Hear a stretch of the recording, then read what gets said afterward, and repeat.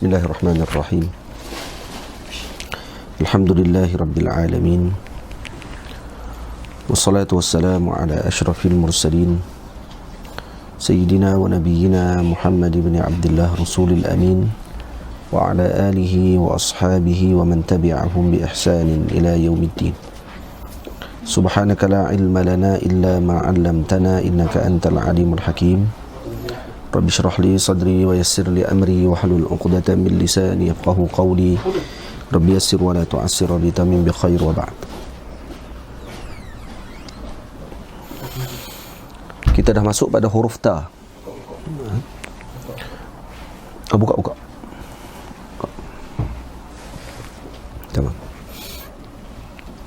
At-tafahsi, kucing hutan haram makan. Ini pandangan yang asah wahai teman.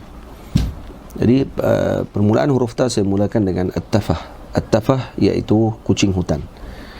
Nah, nanti akan masuk pada perbahasan as-sinnaur, iaitu sinnaur al-barri wa sinnaur Allahumma salli ala sayyidina Muhammad al-wahshi, dan juga sinnaur zabat. Yang nanti akan dibincangkan tentang hukum kucing hutan, kucing jinak, dan kemudian musang pandan, dipanggil sinnaur zabat. Dia akan masuk perbincangan dia pada berkenaan huruf sin, insya-Allah. Jadi at-tafahsi, kucing hutan haram makan. Ini pandangan yang asah wahai teman. Jadi difaham daripada perkataan asah, maknanya berlaku khilaf di kalangan ulama tentang masalah tersebut.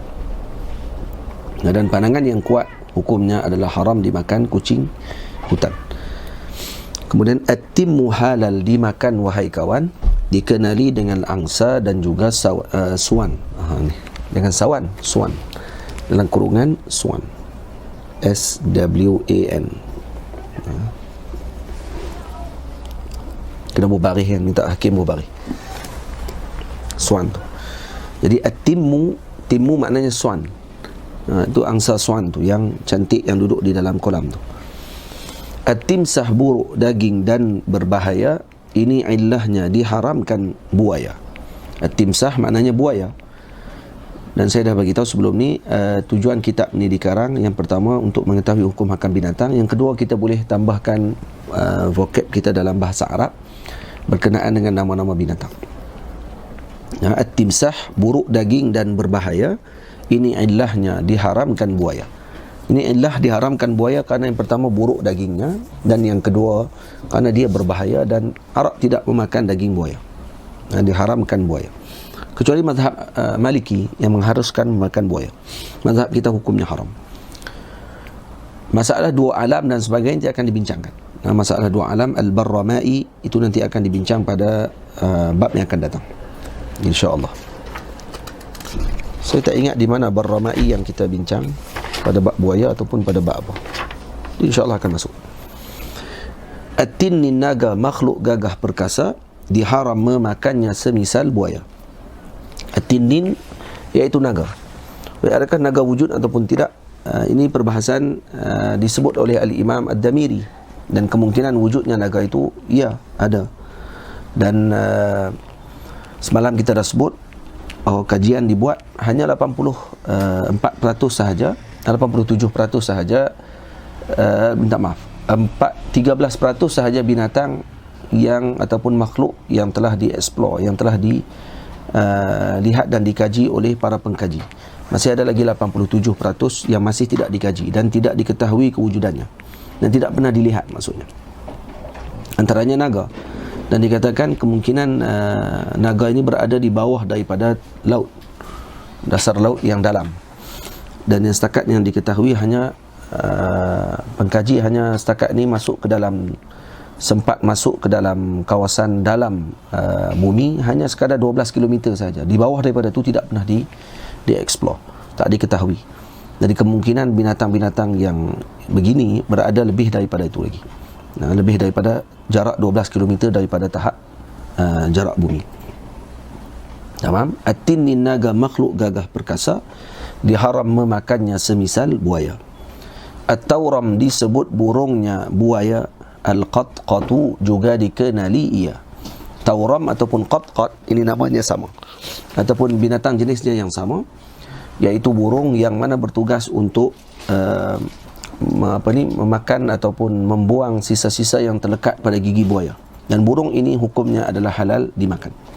Sebab tu saya sebut pada bait yang ke-80, dihalalkan bagi kita memakannya sama seperti burung merpati jua.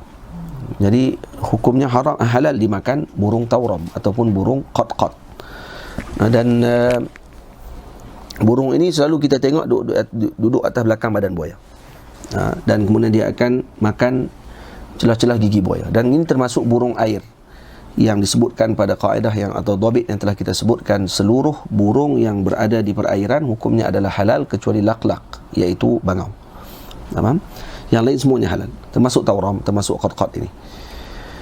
Dan dikatakan burung ni kalau digigit oleh buaya ataupun kalau buaya tutup mulut dan dia berada dalam mulut buaya, maka dia ada macam kukunya yang tajam di belakang kakinya yang dia akan cucuk pada mulut buaya sehingga buaya akan buka mulut dan dia boleh keluar daripada mulut buaya tersebut. Kita dah sampai pada bait yang ke-81. At-taisu kambing dan yang seumpamanya dihalalkan memakannya ma'ruf jua. Dan yang binatang yang seterusnya at-tais. At-tais iaitu kambing. Dan yang seumpamanya iaitu jenis-jenis kambing. Apa sahaja jenis kambing hukumnya adalah halal dimakan. Kambing hutan, kambing bela, kambing kacang, kambing kharuf dan sebagainya, semua termasuk jenis kambing. Maka ni huruf ta. Kita masuk pada huruf sa.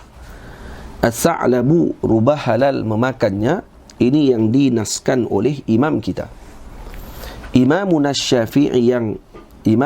Asy-Syafi'i yang mulia. Jadi minta hakim bubuh pada setiap alif lam diletakkan baris semua sekali, sebab takut orang tak baca. Imamuna Asy-Syafi'i yang mulia berpegang dengan adatnya Arab jua. Jadi as-sa'lab iaitu rubah, iaitu sejenis musang, tapi bukan musang yang ada di tempat kita. Karena musang di tempat kita tak dipanggil sa'lab, itu dipanggil sinnaur zabat ataupun civet. Dalam bahasa Inggerisnya dipanggil civet. Dia tak panggil sa'lab. Sa'lab ni fox, ataupun rubah. Maka yang tu yang dihalalkan makan dalam mazhab kita, bukannya civet, bukannya musang pandan. Walaupun dia dipanggil musang, tapi dia tak disebut dalam bahasa Arab sa'lab. Tamam? Jadi itu kena beza benda yang penting dalam masalah ini. Takut nanti bila dibaca sa'lab, dan saya tengok dalam banyak tulisan yang ditulis oleh sebahagian orang panggil penulis-penulis yang tulis dalam bahasa Indonesia, dalam bahasa Melayu kita pun ada sebahagiannya mengatakan bahawa musang yang ada di tanah air kita tu boleh dimakan kerana dia termasuk sa'lab. Tak, ini salah yang total, yang berat. Dan kerana apa? Kerana sa'lab di tempat Arab ini tidak sama dengan musang di tempat kita. Kerana musang di tempat kita bukan musang dalam bahasa Arab dengan maksud sa'lab, tapi dengan makna sinnaur zabat. Dia termasuk jenis kucing hutan. Walaupun kita panggil dia musang. Ini perhatian yang perlu diberi untuk kita tidak tersilap. Pergi tangkap musang pula, pergi makan musang, buat gulai musang pula. Tapi gulai rubah tak apa, rubah boleh dimakan. As-sa'labu, rubah halal memakannya. Ini yang dinaskan oleh imam kita. Saya letak gambarnya pada lampiran gambar ada diletakkan gambar sa'lab dan ada gambar civet ataupun musang pandan. Saya juga ada letakkan pada bab dia. Jadi boleh tengok. Dan Imam Syafi'i menghalalkan memakan sa'lab. Ini huruf sa. Dan sekarang masuk huruf jim. Bait yang ke-84. Jud-jud, cengkerik penghias malam kita, diharamkan memakannya jijik jua. Jadi jud-jud, apa dia jud-jud? Jud-jud cengkerik. Dia panggil al-jud-jud. Saya tidak letak alif lam kerana untuk wazan. Jud-jud, cengkerik penghias malam kita, karena waktu malam cengkerik akan bunyi. Diharamkan memakannya jijik jua. Kenapa diharamkan makan cengkerik? Kerana dia termasuk hasyarat dan dia termasuk perkara yang jijik dimakan, dan Arab tidak memakan cengkerik. Dan al-jarad, belalang boleh dimakan. Ini berdasarkan kalamnya junjungan. Jarad boleh dimakan, yakni belalang. Dan ianya berdasarkan kepada hadis Nabi SAW, yang baginda Nabi SAW mengatakan bahawa dua jenis darah boleh dimakan, at-tihal wal kabid, dan juga dua jenis bangkai yang boleh dimakan, iaitu as-samak wal jarad. Faham? Jadi al-jarad termasuk dalam perkara tersebut. Al-jurazu diharamkan wahai teman. Tikus besar, kucing juga tak terlawan. Al-jurazu, juraz ialah sejenis tikus atau dipanggil dalam bahasa Inggerisnya disebut sebagai rat. Dia tak panggil mouse. Mouse kecil sikit daripada rat. Dan juraz ini pernah dikatakan oleh Al-Jahiz. Dia pernah lihat di Parsi bahawa tikus ni besar dan lebih besar hampir besar sama dengan kucing. Dan kucing pun pernah berlawan dengan pernah nak makan juraz. Akhirnya dikorek biji mata kucing tersebut. Menyekuat binatang juraz ni. Dan kadang-kadang dia lawan dengan orang pun. Dia masuk dalam rumah orang dan kemudian dia gigit orang, dan pernah digigit hidung orang sampai putus. Ini juraz. Disebutkan oleh Al-Jahiz dalam kitabnya Al-Hayawan. Saya baru beli tadi kitab Hayawan, ada 4 jilid kitab. Baru beli sesat. Karangan Al-Jahiz. Tu kira, kalau kata dari segi bahasa tu lebih besar sebenarnya, lebih besar daripada kitab karangan Al-Imam Damiri. Kerana kitab Hayawan tersebut. Semua jenis tikus tak dihalalkan kecuali yerbuk yang boleh dimakan. Semua jenis tikus haram. Tikus putih, tikus apa sajalah, semuanya haram kecuali yerbuk. Yerbuk sahaja boleh dimakan. Yerbuk ni apa dia? Tikus kasturi yang kakinya panjang. Saya juga ada letakkan dalam lampiran gambar yerbuk huruf ya. Last sekali yerbuk. Itu yerbuk. Kerana tu sebahagian ulama kita ada menyatakan bahawa sinjak di tanah Arab sama seperti yerbuk. Itu kalau kata dari segi bahasanya salah. Kenapa salah? Kerana yerbuk, sinjak. Sinjak adalah tupai, yerbuk adalah yerbuk. Jadi tak ada sama langsung ni antara yerbuk dengan tupai. Yang dihalalkan makan kedua-duanya, yerbuk dan juga sinjak dihalalkan makan. Nanti kita akan tengok pada perbahasan sinjak. Jiris atau belut halal jangan segan. Ia bukan ular bahkan jenis ikan. Ini jiris dipanggil. Dan jiris ni belut. Belut, dan dia termasuk binatang di dalam sungai ataupun dalam laut, dan ianya boleh dimakan dan dia bukan ular. Kemudian saya sebut pada bait yang ke-89. Oh, ni ada orang tanya guna kitab apa ni? Guna kitab saya, kitab karangan saya. Semalam kita ada post dalam post yang semalam. Boleh tengok balik dalam post tu. Ada kitab yang kita dah share, boleh download dan kemudian boleh ikuti sama-sama. Ini kitab karangan yang baru saya karang baru-baru ni berkenaan dengan haiwan. Sawa'iqul muhriqah, bacalah teman agar faham perbezaan ular ikan. Kena baca kitab Sawa'iqul muhriqah. Kitab apa ni? Saya tulis di bawah ni. Ini adalah karangan Syekh Muhammad Mukhtar Atarid Al-Buguri rahimahullah. Beliau dilahirkan pada 14 Februari 1862 Hijriah dan merupakan ulama besar Nusantara dan bangsawan yang terkenal di Makkah pada ketika itu. Beliau di antara tenaga pengajar di Masjidil Haram pada zamannya dan menguasai banyak bidang ilmu Islam. Beliau telah mengarang kitab As-Sawa'iqul Muhriqah yang membahaskan tentang hukum memakan belut yang telah disalah faham oleh sebahagian Arab pada ketika itu bahawa ianya adalah ular. Kitab ini mengumpulkan hujah yang mantap dan perbahasan yang menarik tentang belut dan juga berkaitan dengannya. Ini dibahaskan tentang apa makna huwa tahuru ma'uhu al-hillu maitatuh. Bila ditanya tentang ma'ul bahri, adakah bahrun tadi hanya termasuk pada maksud dia adalah laut sahaja, ataupun bahar termasuk juga dengan maknanya nahar, iaitu sungai. Itu perbahasan menarik yang telah disebutkan oleh Syekh Muhammad Mukhtar Atarid rahimahullahu ta'ala, kibar ulama bangsa Melayu kita. Dan dia karang kitab tersebut menolak hujah sebahagian Arab yang mengatakan orang Melayu bercanggah dengan mazhab Al-Imam Syafi'i, kerana mazhab Imam Syafi'i mengharamkan makan ular, dan tiba-tiba orang Melayu makan ular. Maka Syekh Mukhtar Atarid tulis kitab. Terus dia tulisnya kitab dimaklumkan jiris itu bukanlah ular, tetapi ianya belut dan dia sejenis ikan. Jadi tak boleh hidup pun atas darat. Kalau hidup dia akan mati kalau kata duduk lama. Terima kasih yang tolong share balik archive kitab. Baik. Itu kitab Sawa'iqul Muhriqah. Kena dapatkan kitab tersebut. Ada kitab tu dalam PDF, dalam bentuk PDF ada. Ju'al kumbang tahi diharam. Ju'al kumbang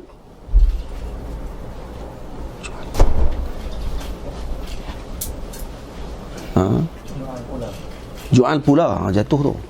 Ju'al pula. Ju'al pula. Pula jatuh.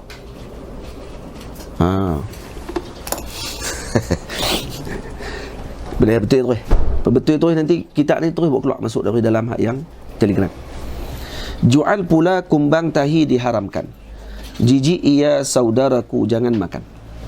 Ni kumbang tahi namanya ju'al. Dia tukang tolak tahi tu. Nah. Yang ni hukumnya haram dimakan kerana ianya jijik. Jadi kebanyakan hasyarat ataupun kumbang ataupun jenis-jenis yang kecil-kecil macam tu hukumnya haram dimakan dalam mazhab kita. Nah. Jinnanu ahli bait pula wahai kawan, ular kecil jika lintas jangan lawan. Jika kau temui dalam kediaman 3 kali engkau berikan amaran. Setelahnya jika degil, setelahnya jika degil dan melawan disunnahkan membunuhnya wahai kawan. Ini jinnan ahli bait dibagi. Jinnan ahli bait ni dia sejenis jin yang berupa dengan bentuk ular. Dan biasanya dia akan berupa dengan bentuk ular yang kecil. Kecil je. Dan kemudian dia ada garis-garis badan dia. Ini disebut dalam kitab. Ular kecil jika lintas jangan lawan. Maksudnya jangan lawan kerana ular ni bahaya. Kalau kita lawan dengan dia kerana dia jin. Dia bahaya dengan kita sebenarnya. Lepas tu kalau dia lintah kita ataupun dia duduk dalam rumah kita, jangan lawan lagi dengan dia. Sebab ada sahabat yang pernah dibunuh. Terbunuh hanya kerana membunuh ular. Dia melawan balik dan akhirnya terbunuh sahabat Nabi SAW. Hanya kerana melawan dengan jinnan ahli bait. Walaupun dia wallahu alam berbisa ataupun tidak, cuma dia kuat. Walaupun dia kecil. Sebab tu anjuran yang dianjurkan oleh baginda Nabi SAW, kalau ular begini masuk ke dalam rumah kita, maka kalau dia ada belang-belang kecil dan sebagainya, bagi amaran dulu kepada dia. Dia ada beza sikit dengan ular ketan tebu. Ketan tebu dia punya belang dia berbeza dengan belang ular jinnan ni. Ataupun dia masuk ular tapi ular tu kecil dan sebagainya, boleh kita cakap dulu dengan ular tersebut. Bagi tahu kepada dia, kalau kamu jin, keluar daripada rumah aku. Sebut 3 kali. 3 kali kalau dia tak keluar juga, maka boleh dipukul pada waktu tersebut. Kerana waktu tu dia memang ular. Dia bukan jin. Kerana jin dia akan faham, dia akan keluar. Faham? Bagi jinnan ahli bait. Dia bagi. Jadi jinnan ahli bait ini kita kena bagi amaran dulu kepada dia. Berbeza dengan bukan semua jenis ular. Kita pun sebelum ni faham semua jenis ular kena bagi dulu arahan. 3 kali dulu cakap baru keluar. Kalau ikut Al-Imam Ad-Damiri dari segi yang kita faham, maksudnya yang disuruh keluar ni jinnan ahli bait. Yang ular kecil ni. Tapi kalau ular tedung selah, tak payah duk sembang lah. Dia keluar. Kalau tak keluar, ikuti baik. Kalau dia keluar pun masalah ke orang lain pula lagi. Kalau dia keluar, dia pergi rumah jiran pula, lagi masalah. Jadi tu kena panggil JPAM lah. Kena panggil mereka lah untuk main, untuk nak ambil ular tadi. Ataupun panggil bomba lah, untuk panggil ambil ular tersebut. Kita di Mesir ni jarang tengok ular-ular ni. Sebab tu kalau di Mesir, kalau jumpa ular atas rumah, biasanya jin lah tu. Sebab payah nak jumpa ular ni. Jarang jumpa ular. Pernah kita tengok ular depan-depan tu ada. Duduk dalam lubang-lubang tu ada ular. Kecil-kecil je. Dan kita tengok je lah, tak kacau pun ular tadi. Jarang tengok di Mesir ni, jarang dilihat ular di dekat jalan dan sebagainya. Faham? Ada seorang qadi ulama pernah dijatuhkan hukuman oleh jin ketika mana dia membunuh jinnan ahli bait. Ada kisah disebut dalam kitab, kalau tak silap dalam Hayat Haywan Kubra ada disebut. Dia pernah membunuh seekor ular dan kemudian malam tersebut dia dibawa ke mahkamah jin. Kisah ni berlaku betul. Dan jin juga kehidupannya macam kita lebih kurang. Cuma kita tak nampak. Jadi masuk ke mahkamah jin dan akhirnya dia nak jatuhkan hukuman kerana dia membunuh keluarga jin tersebut. Maka ulama ni kata kerana dia membentuk ular, dia kata aku dah bagi tegur dia kepada dia 3 kali, dia tak mau keluar. Dan Nabi suruh tegur 3 kali, suruh pesan keluar 3 kali, dia tak mau keluar, aku pukul. Akhirnya tak dijatuhkan hukuman. Kerana apa? Kerana dia dah buat dengan apa yang disuruh.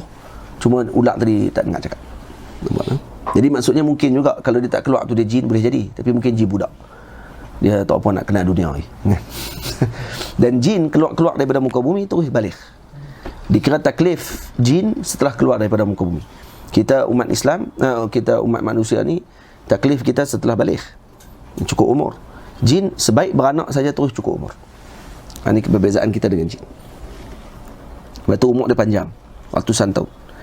Jadi setelahnya jika degil dan melawan, disunahkan membunuhnya wahai kawan. Al-abtar dan zutufyatain, jangan biar. Bunuhlah ular hitam dan tedung selar. Nah, ni abtar tadi apa dia? Ular hitam.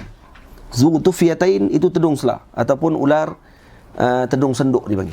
Tedung senduk lah yang ada dua. Zutufyatain dia ada dua tanda putih pada belakang kepala dia. Atau tedung senduk lah biasanya.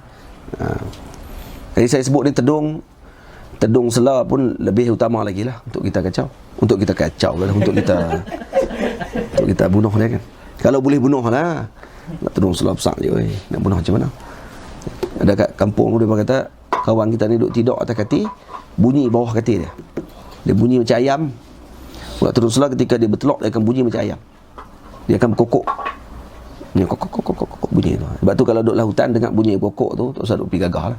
Dia ingat ayam hutan. Nah, takut ular tedung. Sebab dia bertelok. Waktu dia bertelok, dia akan berkokok. Jadi kena jaga-jaga. Dan biasanya ular-ular ni dia pun takkan duduk dekat dengan orang. Walaupun dia kuat, dia tahu dia berbisa, tapi dia bukan macam orang. Orang ni kalau ada bisa sikit, Allah, dia macam nak patuk orang. Nah, dia macam nak tunjuk gah. Oh, dia baru boleh belajar silat 4 kali. Ya. Ya. Tali pinggang tak dapat lagi. Baru tempah baju.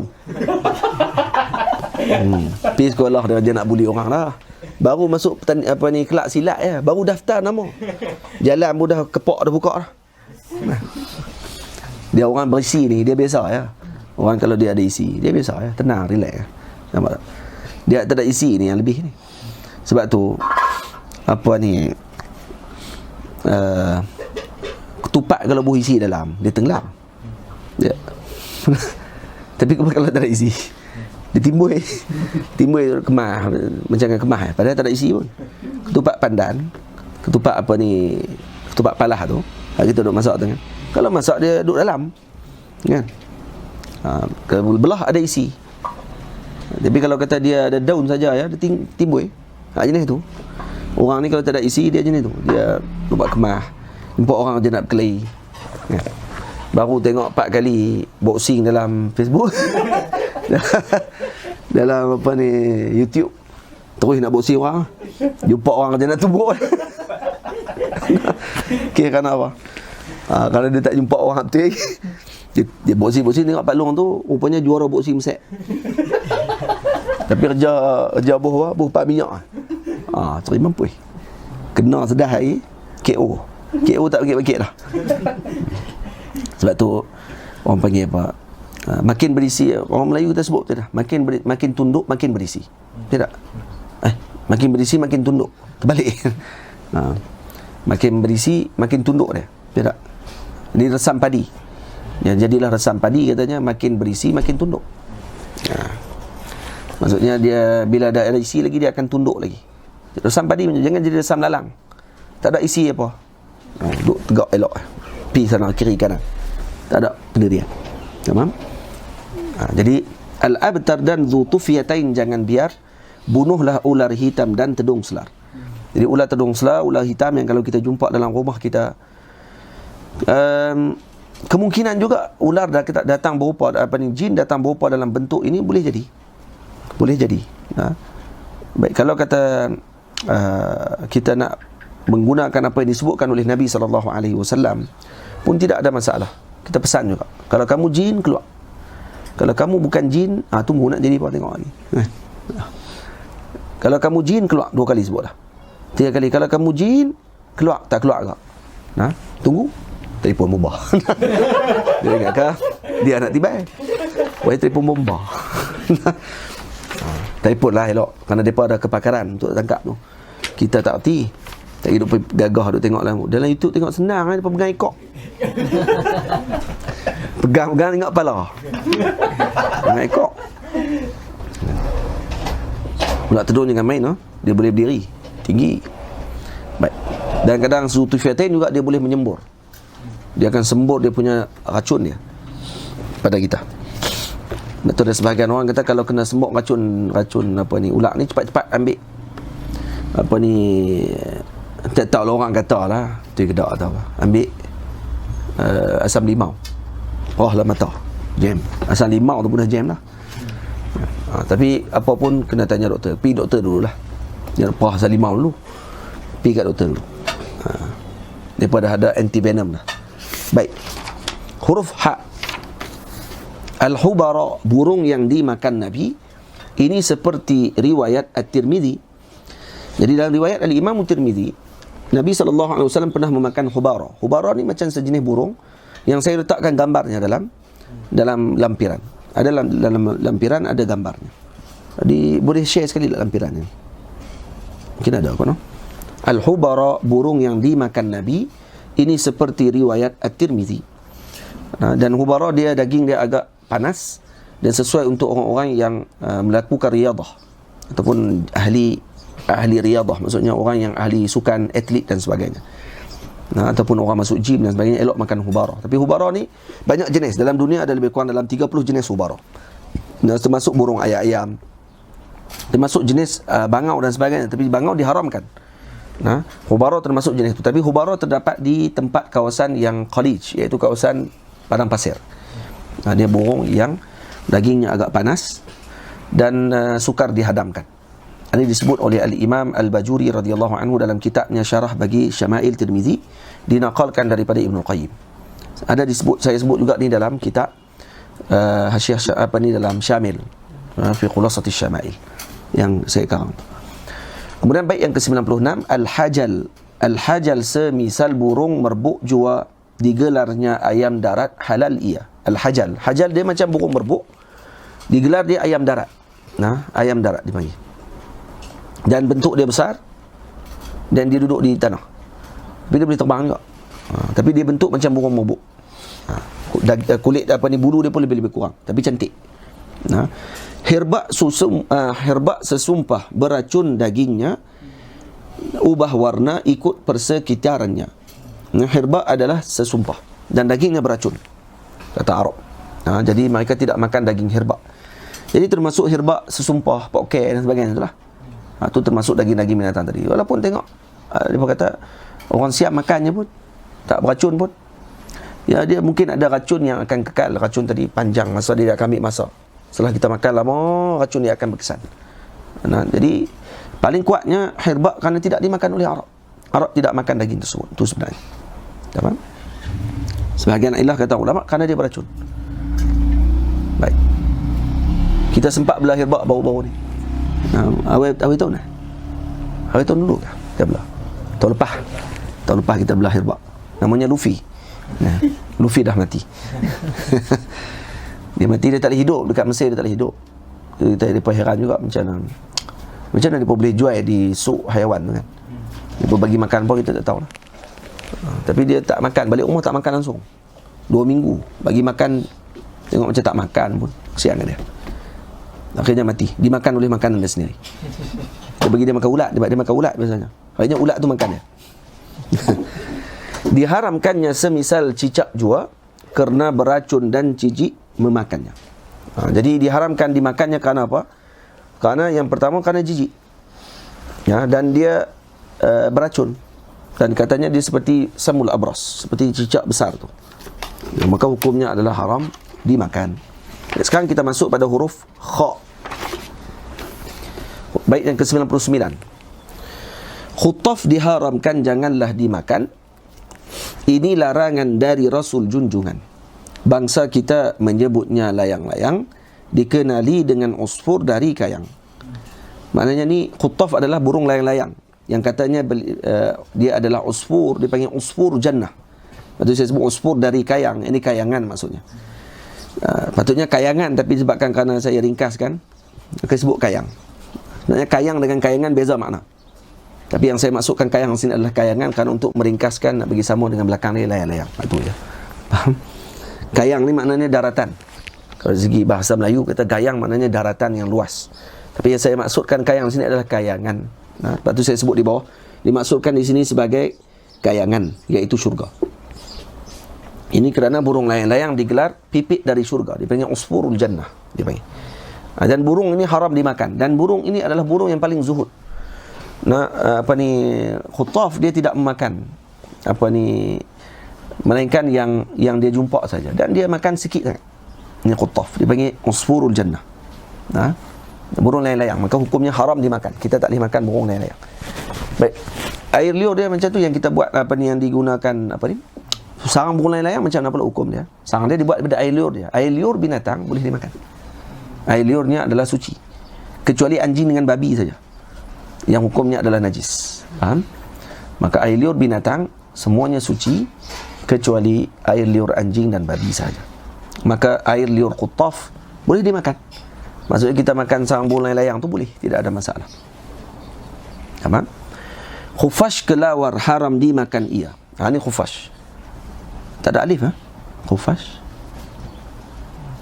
Patutnya ada alif. Ada alif tak silap. Cuba tengok balik.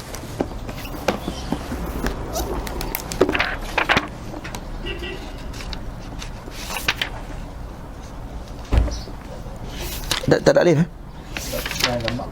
tak ada, tak gambar ni. Yang betulnya ada alif. Ada alif.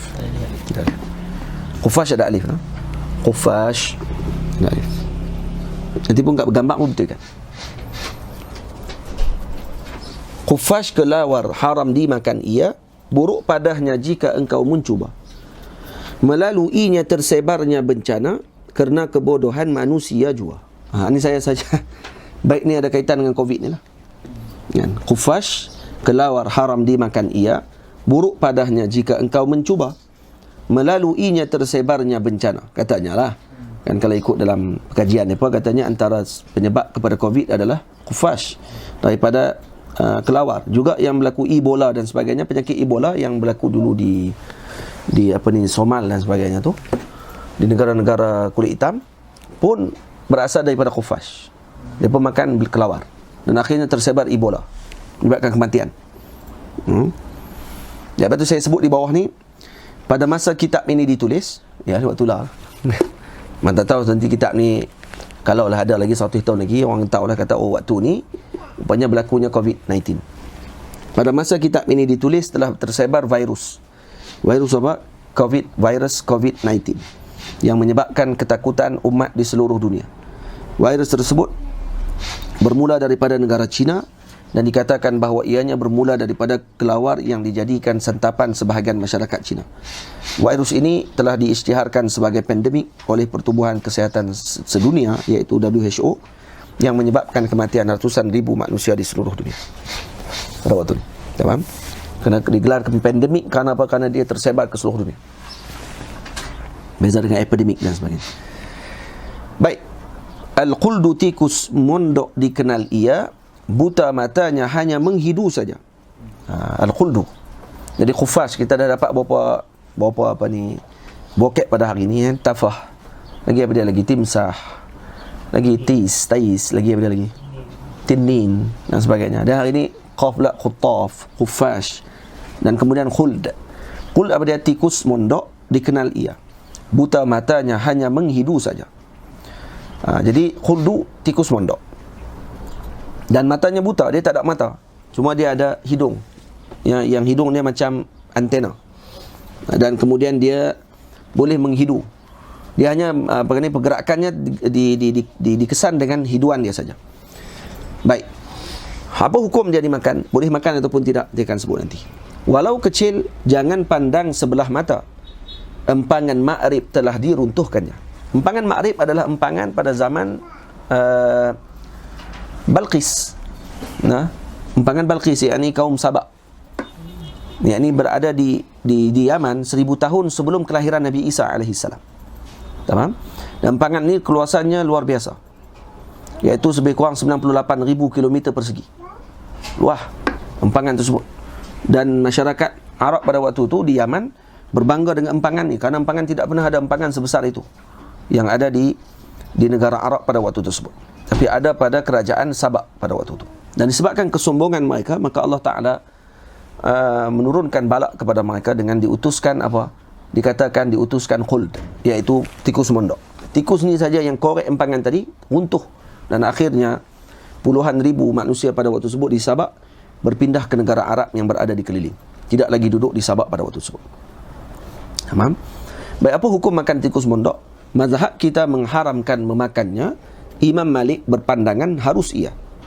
Mazhab kita kata haram. Imam Malik kata harus hukumnya. Nah. Jadi kalau tengok apa ni, ada orang Arab ke makan dan sebagainya, apalah jangan. Kita tak ada ikut lah. Saya pakai buat sup tikus mondok lah. Ya. Khinzir daratan haram dimakan ia, berbeza dengan lautan harus ia. Khinzir daratan hukumnya adalah haram. Tapi kalau kata di yang dalam lautan hukumnya harus. Juga dikenali dengan dolphin ia. Dolphin tu lah.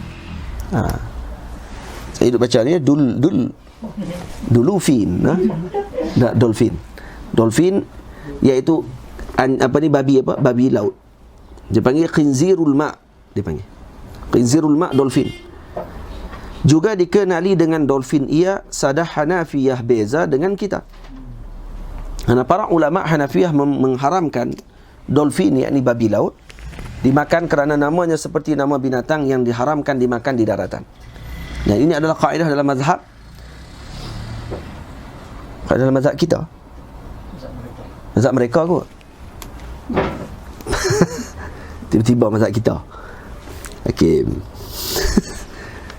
Hakim tulis tengah duk lapak macam tu. Mazhab mereka ni. Ustaz tulis mazhab kita ke mazhab mereka?